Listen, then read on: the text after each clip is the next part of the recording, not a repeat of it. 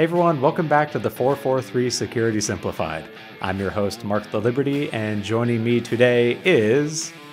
Corey. It's a beautiful day in the neighborhood, not Griner. As Corey's suggesting on today's episode, there's actually nothing bad going on in the world and everything is fine. So, business as usual. Oh wait, no it's not. That's my own disillusion going on right now. We have 2 weeks till who knows what.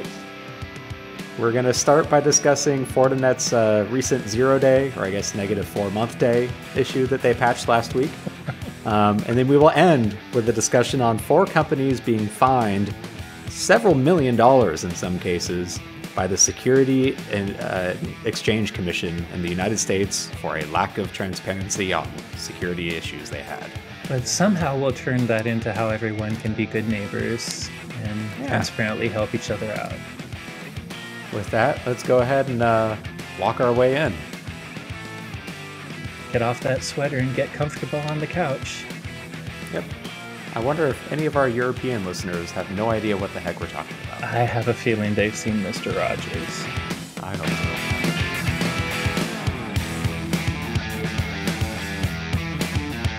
so. So let's start with the first story today, which is a bit of a doozy. And just to be candid, I think we're going to be very cognizant about throwing stones and glass houses on this one, but I think it's an important story to talk about, where on October 24th, so just last week as you're listening to this, Fortinet disclosed a critical vulnerability in the FortiManager API that turns out has been under active exploitation since June of this year. So if I could interject, just because you already mentioned it, but you know, in the same way, I don't know, NPR discloses Amazon is a sponsor. Fortinet is a direct competitor to ours. So we know that, but we also want to let our viewers know, in this case, we're kind of taking off our competitive head. We actually, well, you know, obviously we have bias that we have a good security product too. Fortinet seems to have a very good security product, and we'll be talking about this particular issue, but it's in no way to kind of, there's a lot of intricacies to vendors dealing with vulnerabilities. So just wanted to point out, you know, they are a competitor, but we really, as Mark said, are not trying to throw stones in a glass house. Yeah, exactly. So the vulnerability is CVE 2024-47575.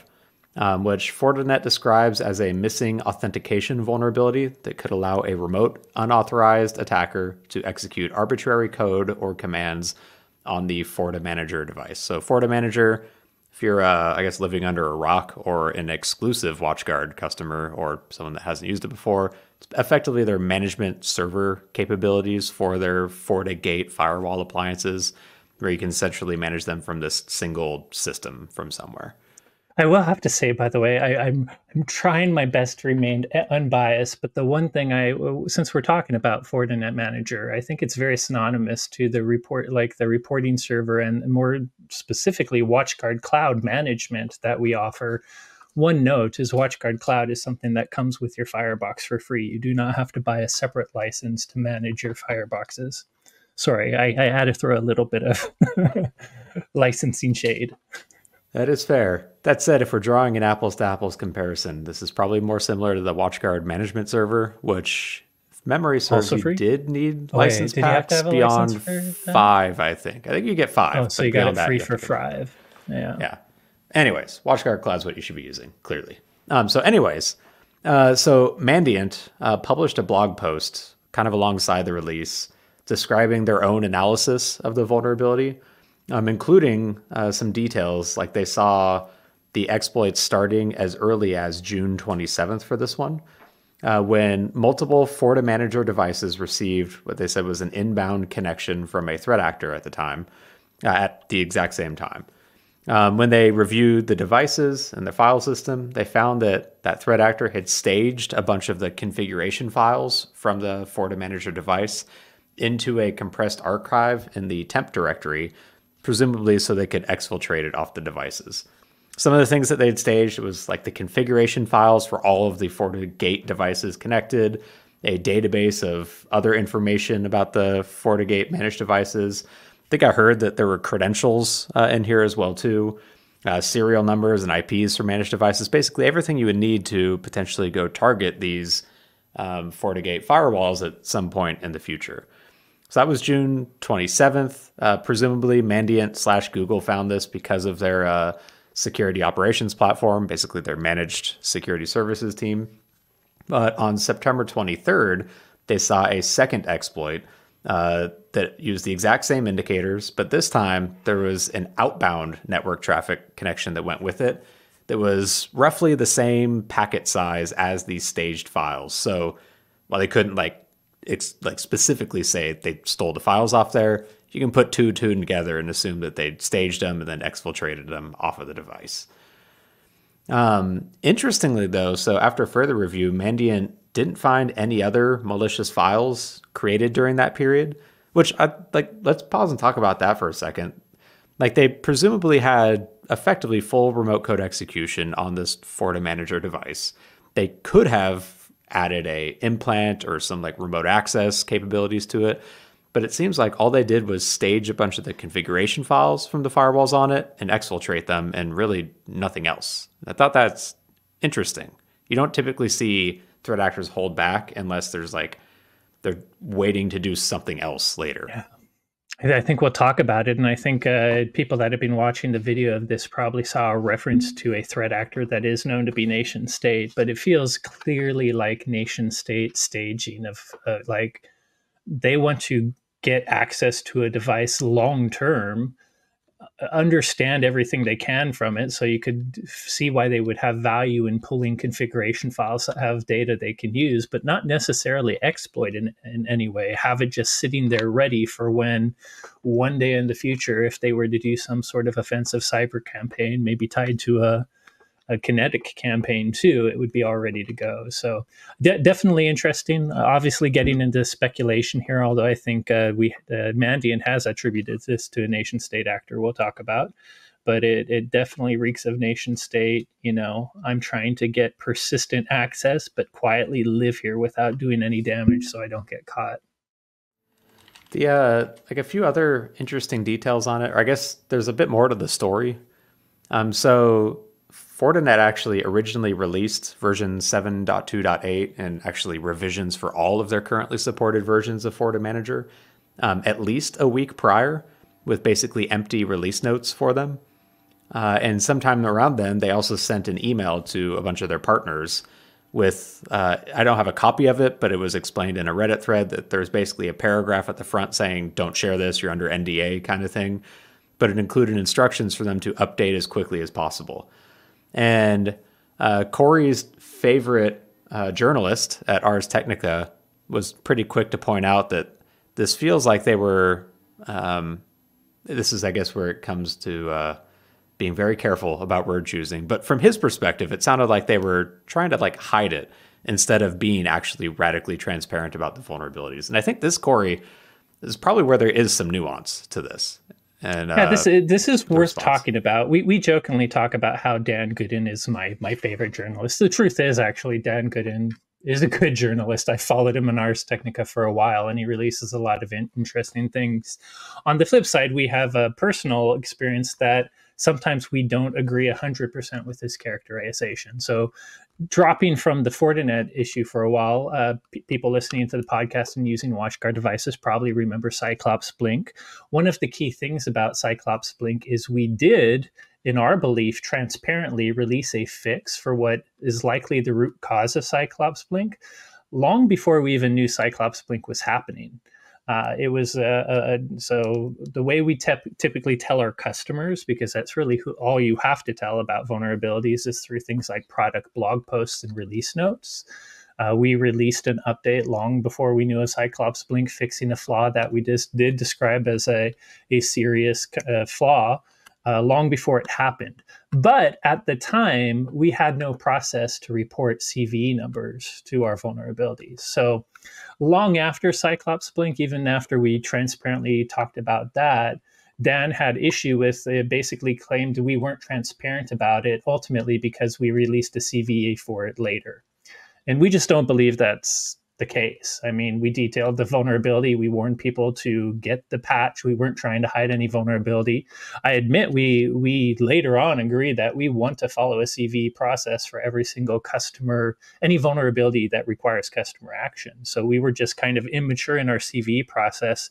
But I think the only issue we had with Dan's article is the fact that he accused of us not being transparent and trying to hide something when it was simply not having CVs was normal for us until we eventually became a CNA where we apply CVs to all our vulnerabilities now.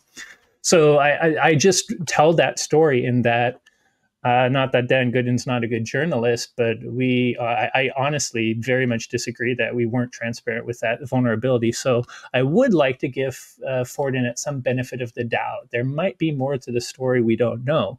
That said, I do have to admit it is interesting. So that aside, Yeah. keep going on this, Mark. It is interesting that, I can think of it from like two ways. I understand this is an important issue and very important for their channel, their managed service providers that work with them, who I assume is probably the larger portion of their install base for FortiManager, needing to manage a bunch of remote devices. And I can understand if you are aware of something that might be under active exploitation, your immediate goal is to protect your customers and try and get them to upgrade before every other threat actor out there potentially knows about the vulnerability. But, the flip side of that is, and generally what in the security industry and like what CISA is pushing for is there's benefit to being as loud about a vulnerability as quickly as possible to give your customers the ability to mitigate otherwise, even if they can't upgrade immediately, or to make informed decisions as quickly as possible, understanding that it might tip off more threat actors to begin targeting it. But the benefit being everyone has a chance to do something at least. And by the way, that's how we believe we were with Cyclops Link. Once we knew about it and we had the okay to talk about it, we went far and wide. So we actually agree with that level of transparency. I will say before, like this story broke early in the week for us. And frankly, the article I'm showing now is the first article we saw before Mandiant released their research, which they did basically right after Dan's article. And then Fortinet released their official advisory, which I'll show too.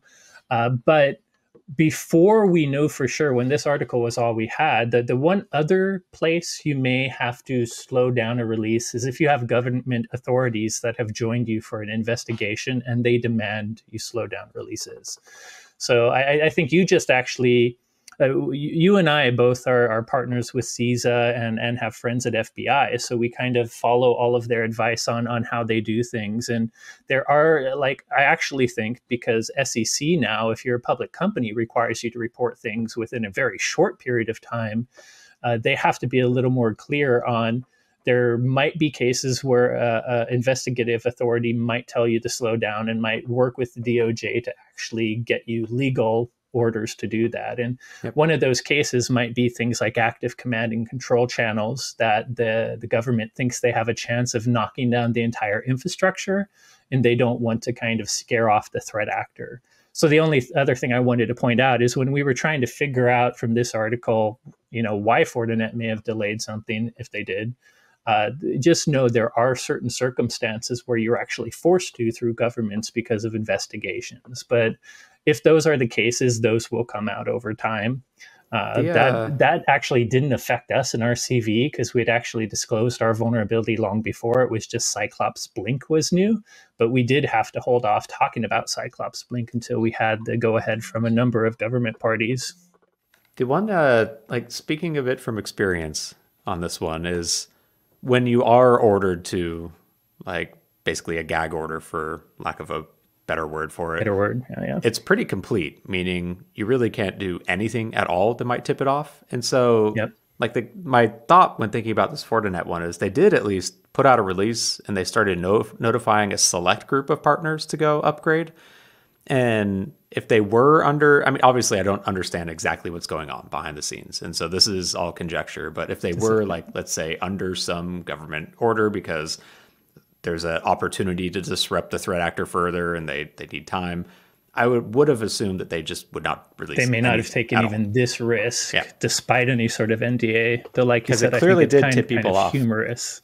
Yeah, Yeah, yeah. there's a And Reddit how do thread you almost accept the immediately on it. NDA just by reading release notes, anyways? It's Correct. so yeah. That's But that they is have not how since, NDAs by the work. way, they have since given an Yep. official piece or reply. So if you are a customer and are curious, make sure to go check that one out. And I think like my main takeaway from this is as much as security vendors want to be as transparent as possible, as much as software vendors want to be as transparent as possible, there is always nuance and there's probably, like you said, more to the story. I'm assuming Fortinet had a very good reason, whatever that reason is, because like they are taking a bit of a punch in the face right now from at least Corey's favorite journalist. Yeah, I definitely hope so. Like to me, this is kind of how you tell the difference between a good security company and a negligent one. Like there is enough nuance that we have had experience where you can't always judge. So we may have to delay things with government actions, for instance. But I think you and me have found the world understands that vulnerabilities happen to everyone, to all software. Or if To you some don't, companies more than others. yeah, exactly. If you're particularly negligent in your coding practices. But like, I would argue people like Apple and Microsoft and Amazon probably have very decent AppSec teams now. And they've been, whether they did 20 years ago is in question, but they've been forced to. And yet they still have vulnerabilities occasionally. So I think people, you'll get the best judgment by being as transparent as possible. And everyone's worried about reputation loss and things like that. And will it affect revenue and this and that? I actually think you'll have the best effect even on your business and profit by being transparent, because it's this type of transparency we demand from anyone, and even from our users. And that the more transparent you are, the quicker we can fix it as a security organization. If someone accidentally clicked a fish. So ultimately, I think for the industry, there might be some exceptions where being transparent too quick can actually put more risk to customers. So that is one thing you have to think about.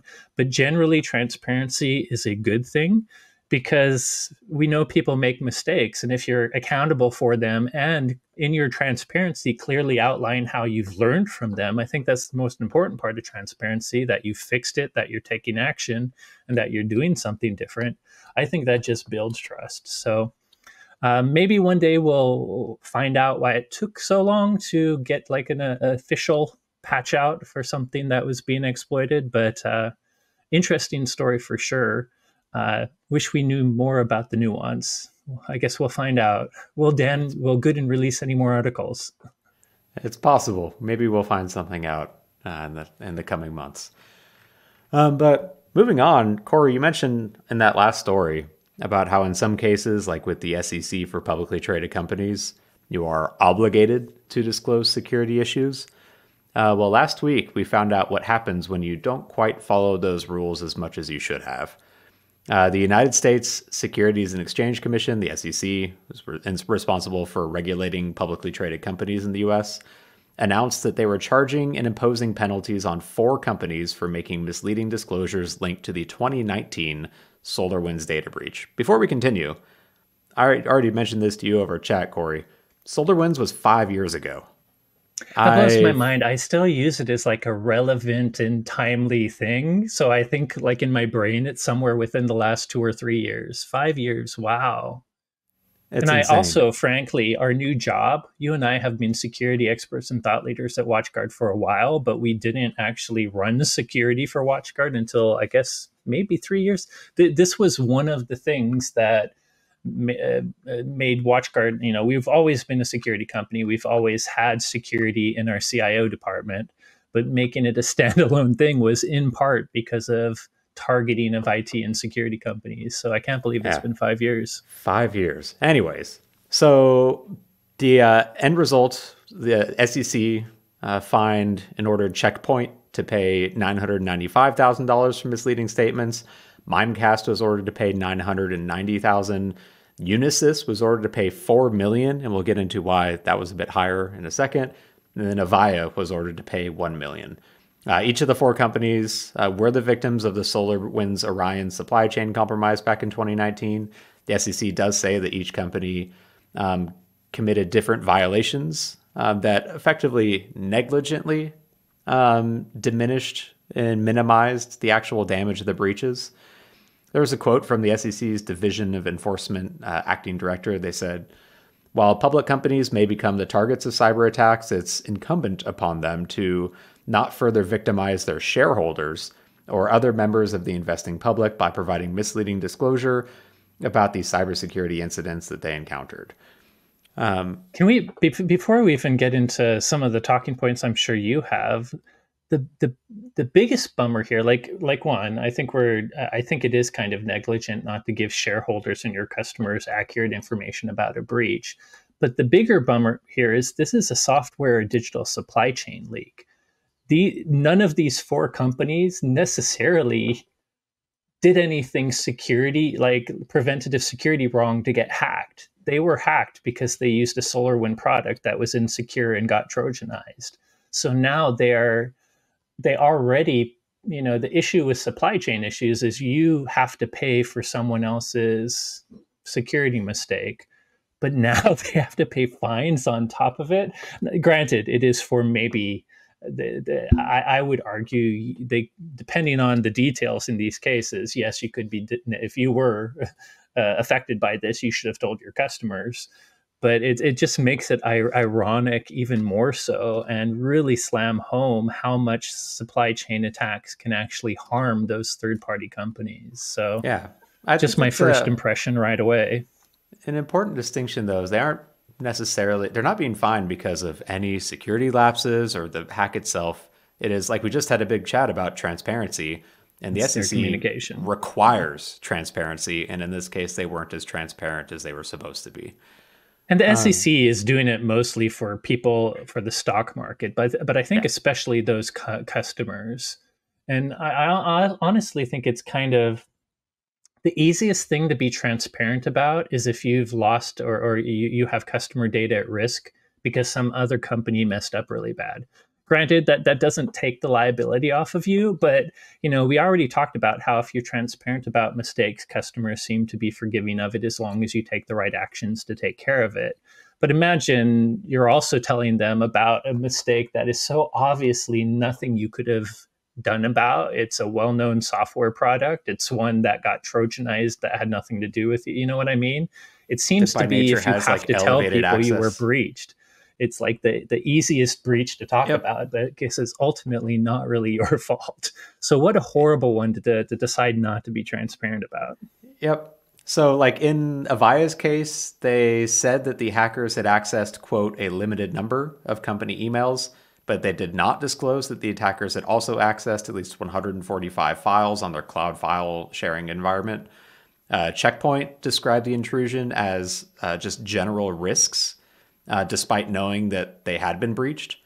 Mimecast minimized the attack by failing to disclose the code and the quantity of company encrypted credentials that were stolen by the attackers. And then Unisys just straight up didn't tell anyone that they had been breached. When we'll talk about a filing that every company for like the last several decades has to do on an annual basis. But when Unisys described their cybersecurity events, they described them as a hypothetical risk for them, even though they were hit by 2 SolarWinds related breaches in that year. So all 4 companies agreed to pay the penalties and cease and desist from future violations. They all also released statements that basically came down to, we don't think we were misleading, but we're paying it anyway just to get this away from us, that sort of statement.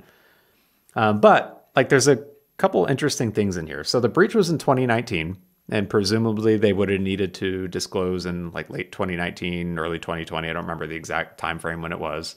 But up until recently, there actually wasn't any direct verbiage around requiring cybersecurity incident disclosures by the SEC. The requirements were strictly reporting any material corporate event up until, let's say, 2023. Publicly traded companies, there's a form called the 8K form that they're supposed to file publicly with the SEC anytime there is a material corporate event, which in the end of last year, the SEC actually explicitly added cybersecurity incidents as a material event that require an 8K filing within 4 days of realizing it's material. 4 days. But even before then, there's also like annual forms that every company, every publicly traded company is required to file. It's the 10K for domestic companies or the 20F for international companies that are traded on the public stock exchange here. And in that form, they're supposed to mention like general risks that might affect the company. And this is what got Unisys in trouble, where in their 10K, they just talked about cyber incidents as a hypothetical risk, when in reality, they had been hit twice that year and they just failed to disclose it entirely. But so in 2023, at the end of the year, actually in June, and it became effective in December, the SEC added those new rules where now there is a 4-day mandatory disclosure timeline for one of these public Form 8Ks. The wording is as soon as the company's determined it is a material cybersecurity incident, they are required to disclose within 4 days. So that doesn't necessarily mean within 4 days of the event happening. It's just once you've determined it might be material, meaning it could impact your shareholders or someone's willingness to invest in the company. That's basically the criteria for material. Then you have 4 days to file that, which is pretty short. But that said, there's actually ways to extend that. Like if you work with the DOJ, there's actually mechanisms for getting that extended if you meet certain criteria. The criteria being if there's like a threat to national security or public safety, which sounds extreme, but in practice, it's actually pretty easy to meet a couple of those. Like basically, if you have any customers in like a critical infrastructure sector, it's pretty easy to get one of those extensions. If you have any government contracts, it's extremely easy. They even mentioned if you need more time in patching whatever issue it was, that could be justified as a threat to public safety and get you an extension. So there's ways around it. But on the face of it, the SEC's requirements are still one of the more strict disclosure requirements in like the world. Most of the time, it's like a month to 3 months. So I think the worst state's mandatory full disclosure starts with a V, so it's something like Vermont or something is something like 30 days. So the SEC definitely wins with the 4 days. There are some more strict ones in like critical infrastructure sectors, like specific ones that are being mandated by CISA and the federal government. But just for like general companies, like, I don't know, I understand, but I find it a little funny that like some of the strictest requirements come from not protecting like people or customers, but from protecting shareholders. It feels absolutely American. It all comes down to money. Yeah. It's a little insane. You're affecting my profits. Stop. Like to round this back around though, these 4 companies aren't being penalized because they had a security incident. They're being penalized because they weren't transparent about it in a way that was mandated by regulations. And I think if there is any takeaway, it's just, like you mentioned earlier. I was going to say, Mark, yeah. Well, go ahead, finish your thought. And like security events, vulnerabilities, they can and do happen to everyone. And just being transparent about it is the easiest way to make sure that you don't get thrown into prison or fined $1 million from it. Yeah, and this is a surprise to Mark, but transparency is obviously a theme. Luckily, the good news is this is not any sort of breach, but I did feel like I should throw in one more real story there that I'll put up on the screen. If you're not aware, if you're a WatchGuard customer, especially if you use AuthPoint, early this week, as I'm showing on the screen right now, we actually detected a global brute forcing activity that affected our AuthPoint service. So AuthPoint, just so if you're not a customer, if you know, it's an MFA service that can apply to your login, your SaaS apps, or just about any sort of third-party integration through Radius and other integrations like SAML. So basically, we detected a very, very basic attack of SSL VPN platforms that seem to affect maybe systems beyond WatchGuard too, something that all companies have been reporting all this year. I think Talos had a good study in April talking about seeing increases in SSL VPN portals being brute forced. And by brute forced, I mean they may not have any credentials or passwords. The credentials they're using may be random common ones like admin. They probably aren't, although they may in some cases use credentials that are really on that SSL portal. And the passwords they're trying are randomly. are totally random. So it's really kind of a benign attack if you follow basic password security, and especially if you have an MFA product like AuthPoint. But during the week, we had some AuthPoint authentication issues because we were getting these at a volume that was literally making legit authentications take longer than normal. So no breach to us, no breach to our customers. But if you're curious about some AuthPoint outages early in the week, we have blog posts talking about this. And the main reason I really wanted to talk about it is a lot of these authentications are coming from the SSL VPN portal of fireboxes, and there's a lot you can do to protect everyone from this. There's ways you can actually stop your portal or try to stop your portal from being a member pushing these false authentications through. One is when this happens from known IPs, we've been adding those IPs to what we call our botnet detection list. So if you have botnet detection enabled, you might just block this. But furthermore, there's a knowledge base where we talk about all kinds of ways you can identify if these brute forces are happening against your box, as well as maybe lock down your service a bit more to prevent this from happening. So it's not like we have to be transparent about a big vulnerability or breach, but I thought it was a good time just because it's something that's been happening this week and affecting our own customers that use AuthPoint. So do you know about that blog post? And if you have a firebox, help protect the world by taking advantage of some of our protections. I suppose that in. Context on that, by the way. So we've got a honeynet of firebox appliances deployed around the world, and we've been monitoring these authentication attacks since, years now. Corey, you mentioned the Talos article back in April. Like, we were seeing the same attack against our honeynet back then. It actually looked like at the time, it was like a pretty sizable one too. We were seeing, I think at peak, 7,000 authentication attempts a day on the honeynet, which was pretty big at the time. Just to put it in context, during this last event, the honeynet had around 2 million authentication attempts a day. 30 times more, I think you said, if you did the calculation. Yeah. Absolutely insane scale on that one. Absolutely nuts. But like you ultimately, this is like the lowest form of authentication attacking. But the unfortunate context is it's enough volume that it disrupted our service. Although on the back end, we've done a lot to throttle and adjust and scale our service so that you should not see AuthPoint problems. But still, good to know this is happening in the background. Even if you're not a Firebox customer, by the way, if you have SSL VPN portals, this is happening to you. So if your product has any way to auto block IPs that fail multiple times on authentication, definitely enable that feature. Yep, 100%. Good advice. And with that, I guess that's the end. I don't have anything super sad to say. Yeah, no doomsday for once. So. Just be transparent and be good neighbors. We should have Mr. Roger come out. I should take off my sweater and leave the house now to some nice calming music. Oh, I miss that guy. The world was just a little bit better when Mr. Rogers was so much nice. We need a Mr. I would vote for him. Or something tells me he would never run for anything in this political climate. No, he knows better. He has better ways to affect the world. Yep. We miss you, Mr. Rogers. Hey everyone, thanks again for listening. As always, if you enjoyed today's episode, don't forget to rate, review, and subscribe. If you have any questions on today's topics or suggestions for future episode topics, you can just keep them to yourselves. We don't care. Or you can reach out to us on Instagram at watchguard_technologies.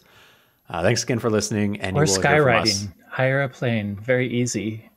I hear the banners are really making a comeback. You can go write it on a banner and do a QR. When will they actually do a QR code on a banner? That would work. I would be impressed if my phone could actually focus that far. But if one of you figures that out, hats off to you. Thanks again for listening, and you will hear from us next week.